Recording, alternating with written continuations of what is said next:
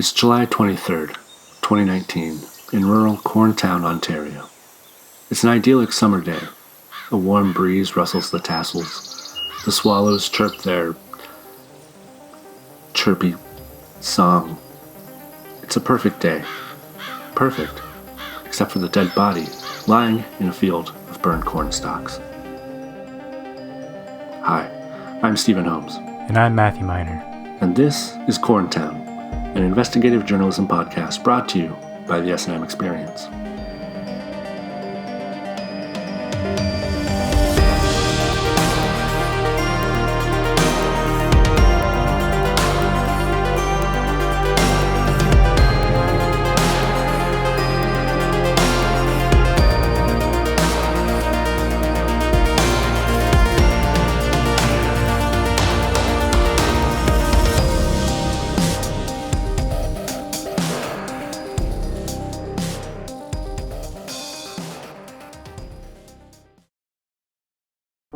Corntown.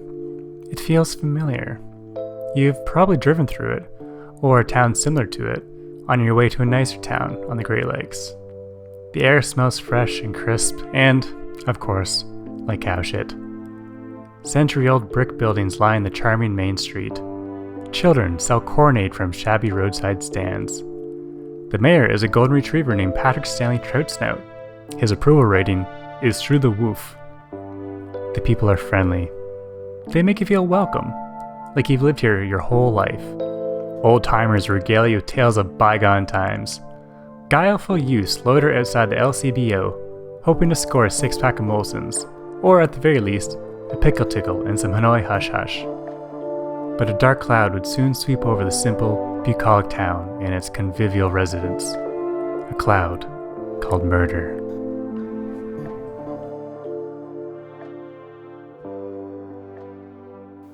The residents of Corntown were shaken by the murder of Jaron Deeb. Before this, the worst thing to ever happen in town was when Mayor Troutsnout ate a wreath at a Remembrance Day ceremony and worked chunks onto one of the veterans. But murder, some say, is worse than dog vomit. A stain on the town's lily-white facade that can't just be licked back up. The townspeople were stunned. The only thing more surprising was who was found guilty. We came here to understand, to shed some light, and look at this case from a new perspective. We might even save a life. Let's start with the facts. The dead body that was found in the cornfield. Who were they? What happened to them? Why? How? When? Where? How many? To find these answers, we have to do some digging. But not literal digging. We're not peasants.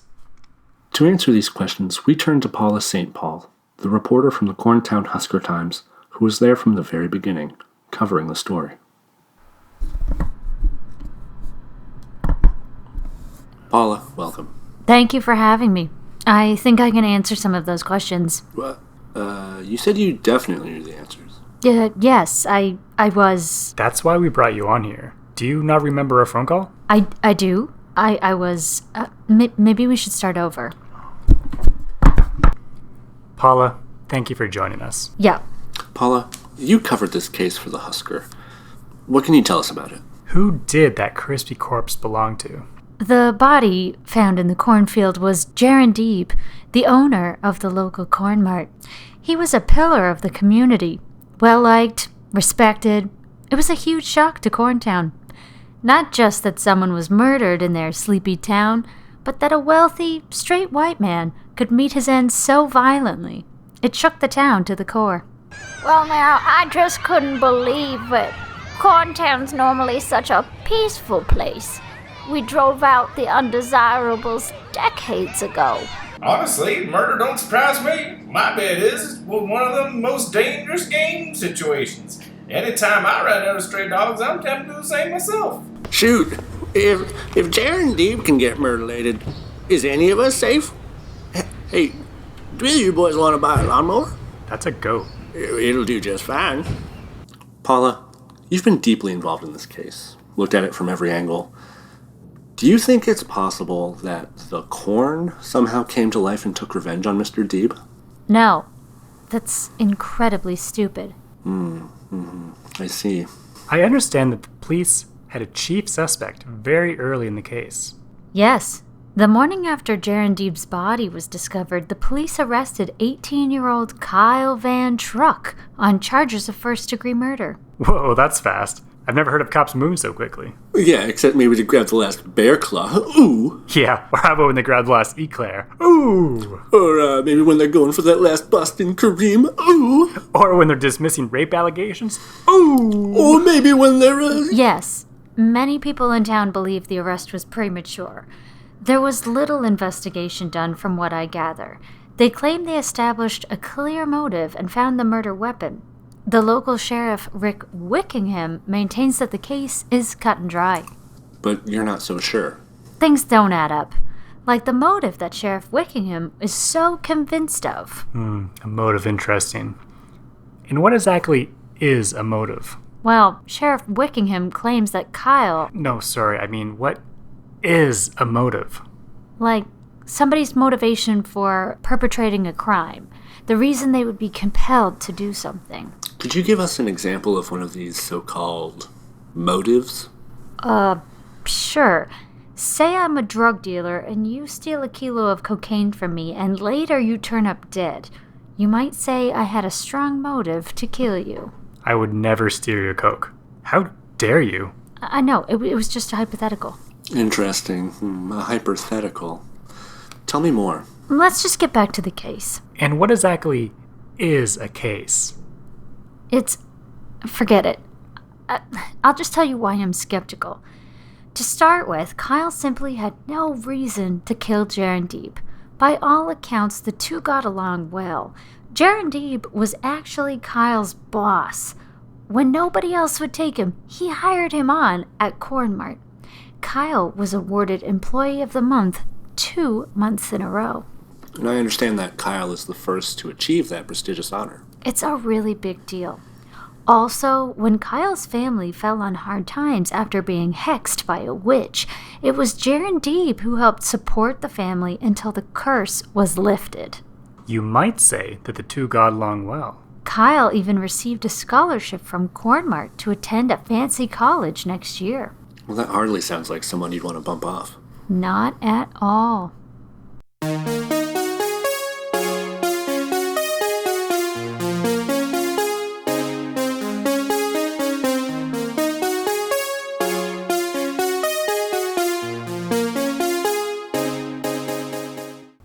This episode of Corntown is brought to you in part by the Corntown Corn Harvest Cornival.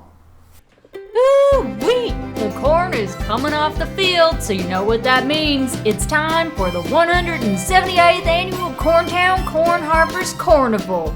Join us at Jubilee Park for the festivities, including the always exciting Corn on the Cob Eating Contest, the Cornmart Cornhole Championship, the crowning of the Corn Harvest Queen, and the burning of an effigy to ensure a bountiful harvest next year, and music from all of our great corn-themed tribute bands.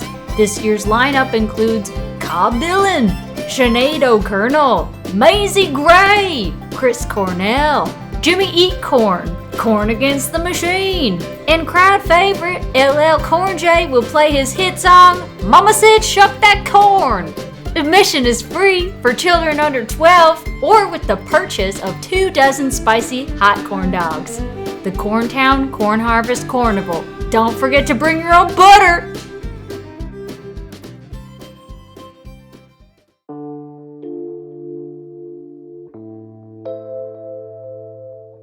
Over the next few episodes, we're going to dig into exactly what happened on that fateful day, and we're going to get to the bottom of it.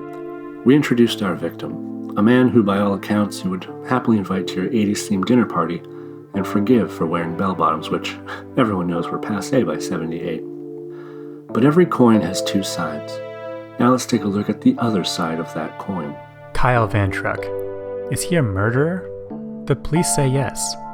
Many others say no, though some others also say yes. A recent graduate of Corntown Secondary, those who know him described him as a hard worker, friend, brother, BFF, slut, corn on the cob eating champion. But can he also be described as a killer? That's what we intend to find out. We started by paying a visit to Sheriff Quickingham, the local sheriff.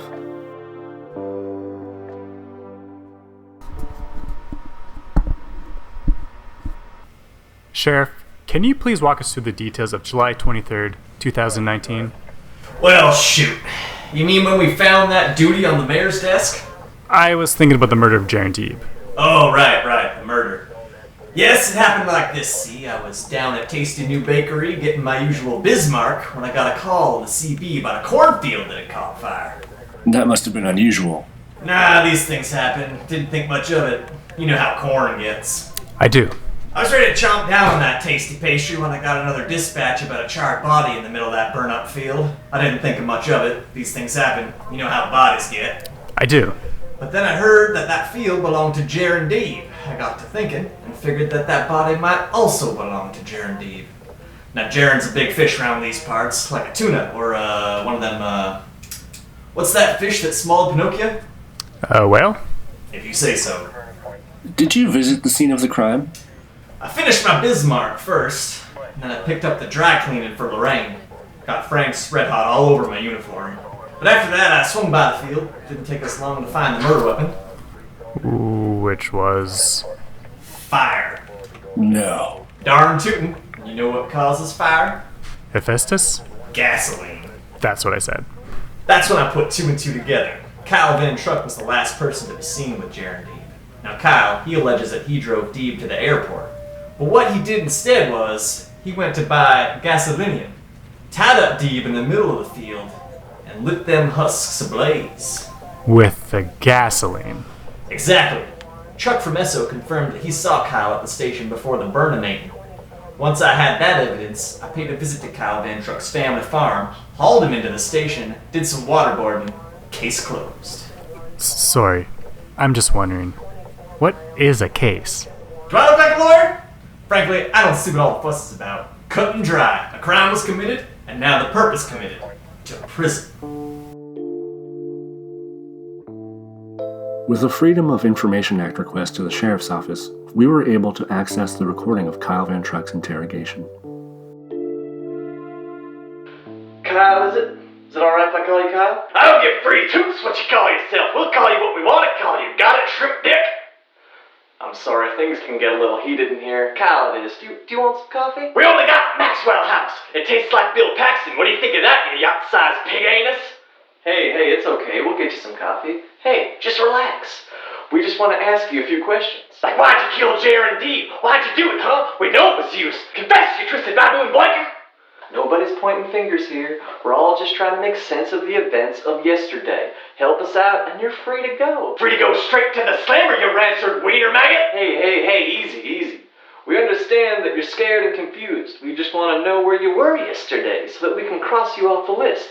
That's all. Listen to me, you pancake-loving bag of squirrel tits. If you don't sign this confession, I'm gonna slit your jugular with this rusty salad fork and feed your steaming intestines to my horse, Earl. I have to admit, Paula, the sheriff's account is convincing, and the interrogation is damning. Kyle was the last person to be seen with Jaron. That sounds cut and dry to me.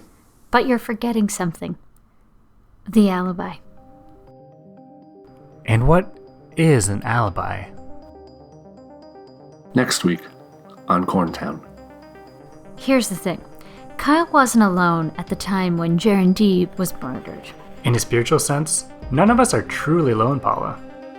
Is it accurate to say that you're his girlfriend?